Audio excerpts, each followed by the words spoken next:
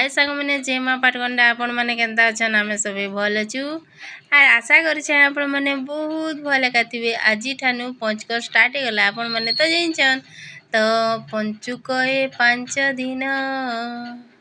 देखुन कि आम समस्ते पूरा लगी पड़ीचु पूजा पाठ रे किए फूल आनी जाऊे किए चित्र विचित्र काटुछन आर इटा अला गछ तलके आईसु आम सबू वर्ष एका जाइसु आमर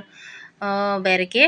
तो हेनो पूजा पाठ करसु आउ केनिके जाइसु जे कि आपण मानकू मोर पूरा वीडियो देखले जानबे आउ ई वीडियो रे अच्छे केनिके जाउछु जे देखुन इनो पूरा बेढ़ा बुली देनु पूजा पाठ कर साइलु आउ बेढ़ा बुलनु आउ चलन गाड़ी थी बस मार जिमा सेनके तो इनके पले आनु मंदिर के इटा होचे चंदरपुर भाबे भाबे नि फेर इटा चंद्रहासिनी बोलकर इटा हमर गाँव पाखे अच्छे चंदरपुर तो सेनके पले राधा कृष्ण मंदिर के आउ चलुन भीतर के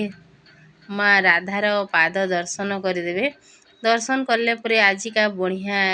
अला नवमी दिन आम सब वर्ष एका दर्शन करी आसु आउ ई वर्ष भी आम दर्शन करी आइछु आर आपण माने भी दर्शन करी दोन जे मने जदी जेनी पाले बेले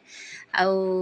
राधा पाद दर्शन कले बहुत बढ़िया बोलसन आर कहसन एति लगे आम सब वर्ष आसु आउ राधा पाद दर्शन कर साइले बेले कही दोन राधे राधे तो मोर वीडियो भल लगे आपण माने कि लाइक कमेंट शेयर सब्सक्राइब कर देबे आर जदि नुआ देखुछन बेले कि यूट्यूब रे सब्सक्राइब करबे आउ जदि फेसबुक रे देखुछन बेले फॉलो टे मार देबे आर इटा हमें पूजा पाठ कर साइलु भितरे आर कि बाहर के पले आनु आर इटा फिर बेढ़ा बुली दमु भारे बहुत बढ़िया है मंदिर टा